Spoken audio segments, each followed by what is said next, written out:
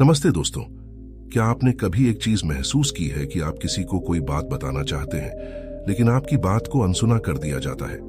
जब भी आप किसी अपने घर वालों से, रिश्तेदार से, मित्र से, दोस्त से कोई बात कह रहे होते हैं तो वे बात सुनते ही नहीं हैं, या फिर सुनने का दिखावा करते हैं और असल में सुनते ही नहीं। और ये बात जब हमें महसूस होती है तो हमें बहुत बुरा लगता है। लेकिन कभी आपने गौर किया है कि आपकी बातों को क्यों अनसुना कर दिया जाता है? इसका सबसे बड़ा कारण होता है आपकी ज्यादा बोलने की आदत। जी हां, आप जितने ज्यादा बोलते हैं, सामने वाले की नजर में उतने ही ज्यादा सामान्य आदमी हो जाते हैं। आप खुद सोचिए, अगर एक ही तरह की सब्जी आपको रोज खाने को मिलने लग जाए तो क्या आप उसे खाना पसंद करेंगे? जाहिर सी बात है, आप नहीं खाएंगे। इसी तरह जब आप हर वक्त बोलते ही रहते हो तो सामने वाला आपकी बातों से ऊब जाता है और वो आपकी बातों को अनसुना करने लग जाता है। शब्द मोती की तरह होते हैं और मोतियों को ऐसे ही व्यर्थ नहीं किया जाता, उन्हें बचाकर रखा जाता है। जब आप मौन रहने लगेंगे, चुप रहने लगेंगे और सिर्फ जरूरत के समय पर बोलेंगे तो आप महसूस करेंगे कि आपकी बातों को सब लोग कितने ध्यान से सुनते हैं, और तब आपको ये भी महसूस होगा कि आपकी बातें सब लोगों पर कितना प्रभाव छोड़ रही हैं। वो एक कहावत है ना कि जब कुछ कहने को हो तभी कहना, अगर कुछ कहना चाहते हो तो चुप ही रहना। आज की कहानी जो आप सुनने वाले हैं, उसे सुनकर आपको उन परिस्थितियों के बारे में पता चल जाएगा जिनमें आपको हमेशा चुप रहना चाहिए। ये कहानी सुनकर आपको पता चलेगा कि आपको कब और कितना बोलना है।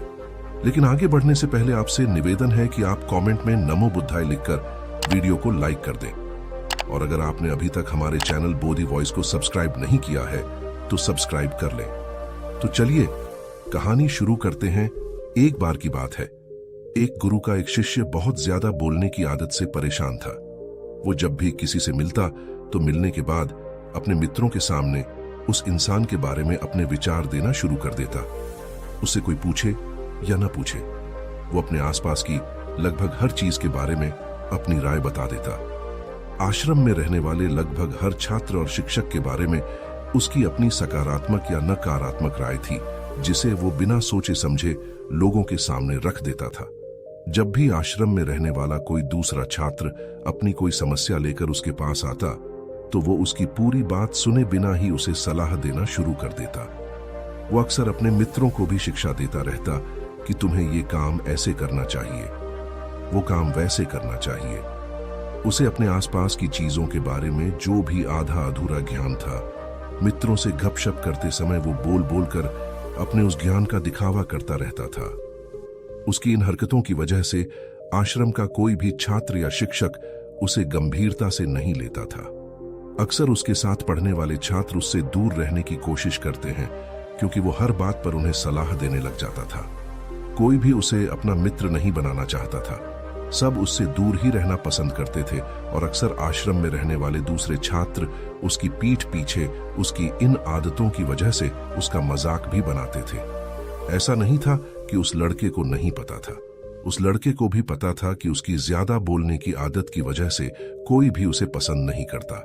वो भी अपनी इस आदत को बदलना चाहता था, लेकिन वो चाहकर भी हर बात पर अपनी राय देने की आदत को छोड़ ही नहीं पा रहा था।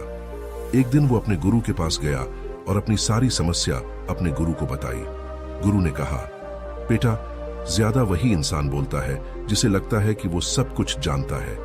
ऐसा इंसान जो ये मानता है कि वो बहुत थोड़ा ही जानता है और अभी ऐसा बहुत कुछ है जो उसे सीखना है, वो कभी भी जरूरत से ज्यादा नहीं बोलेगा और ना ही बिना मांगे किसी को राय देगा। सबसे पहले खुद के अंदर से ये अभिमान हटाओ कि तुम्हें सब कुछ पता है। शिष्य ने गुरु के सामने अपना सिर झुका लिया। गुरु ने कहा, बेटे, मैं एक दिन में तुम्हारी ज्यादा बोलने की आदत को खत्म तो नहीं कर सकता। ये आदत तुम्हें खुद ही अपने अंदर धीरे धीरे कम करनी होगी, लेकिन मैं तुम्हें ये जरूर बता सकता हूं कि किन मौकों पर तुम्हें शांत रहना चाहिए ताकि तुम खुद को दुखी होने से और किसी भी बड़ी मुसीबत में पड़ने से खुद को बचा सको। शिष्य ने गुरु की बातों से सहमति जताते हुए अपना सर हाँ में हिला दिया। गुरु ने कहा कि बेटा, इन 5 मौकों पर हर इंसान को अपना मुंह बंद रखना चाहिए। पहला, जब तुम्हें लगे कि कोई तुम्हारी भावनाओं को तुम्हारे शब्दों से नहीं समझ सकता, उस समय तुम्हें चुप रहना चाहिए।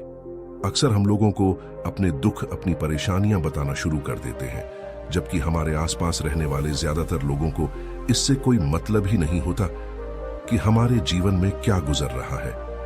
हर इंसान को केवल खुद से मतलब होता है। वो केवल खुद के बारे में बात करना चाहता है। वो केवल खुद की तारीफ सुनना चाहता है।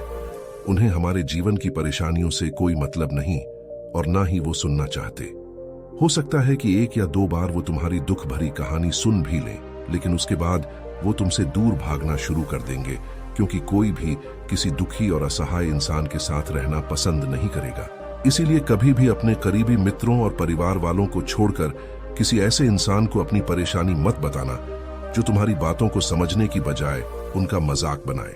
दूसरी बात, जब तुम्हें यह ना पता हो कि किसी विशेष मौके पर क्या बोलना है, या फिर तुम्हें किसी विशेष घटना के बारे में आधा अधूरा ही ज्ञान हो, तो ऐसे मौके पर भी तुम्हें चुप ही रहना चाहिए। ऐसा इंसान जो आधा अधूरा ज्ञान होने के बाद भी उस विषय के बारे में बात करता है, वो अक्सर मजाक का पात्र ही बनता है, और कोई भी ऐसे इंसान को कभी गंभीरता से नहीं लेता।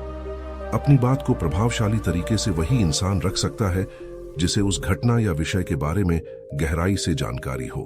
इसीलिए कभी भी आधी अधूरी और इधर उधर से मिलने वाली जानकारी के आधार पर लोगों से अपनी बात मनवाने की कोशिश मत करना। तीसरी बात, गुरु ने कहा कि जब कोई इंसान तुम्हारे सामने किसी तीसरे इंसान की बुराई कर रहा हो, तब ऐसी परिस्थिति में भी तुम्हें चुप ही रहना चाहिए।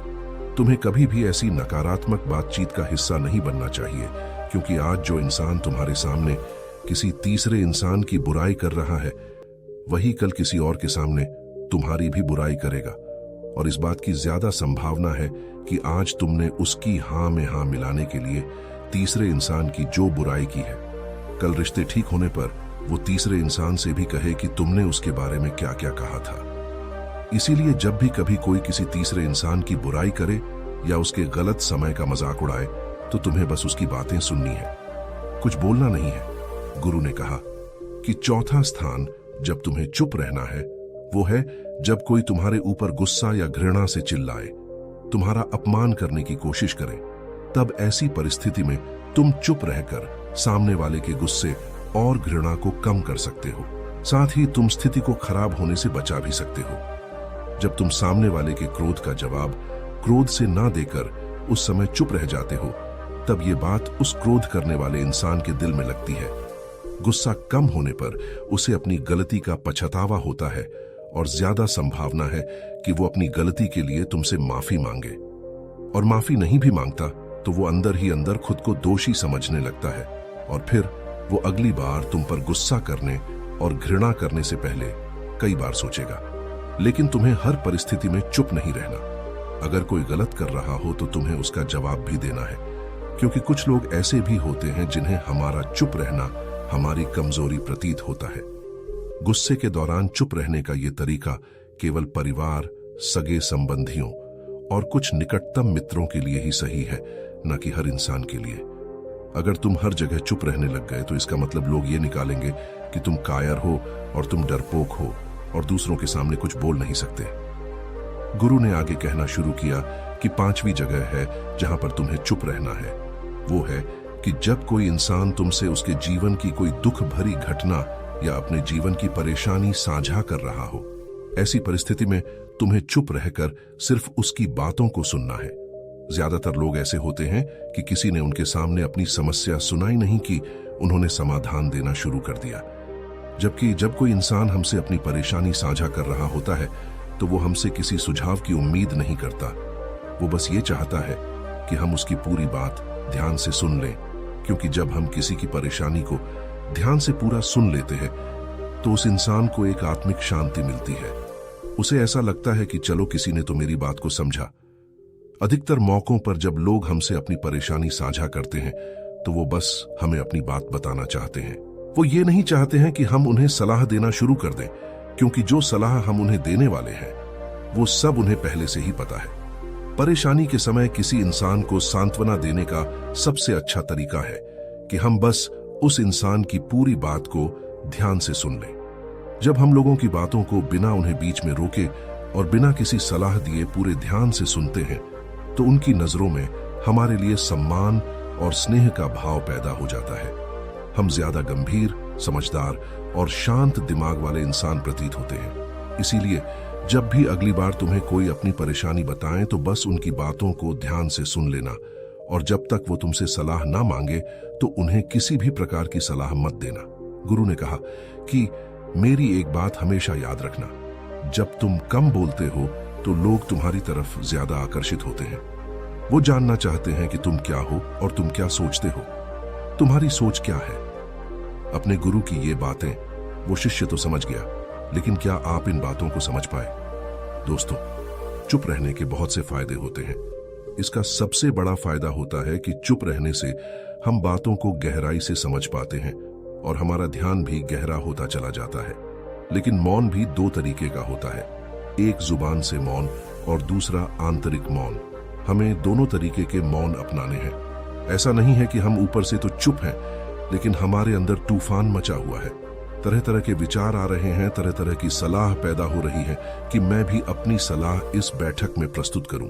देखिए, जब आप ऊपर से मौन होना शुरू करते हैं तभी आपको अपने अंदर की हलचल पता चलने लगती है, और जब आपको अपने अंदर की हलचल पता चलने लगती है तो आप उसका निरीक्षण करना शुरू करते हैं, और धीरे धीरे आप अंदर से भी मौन हो जाते हैं।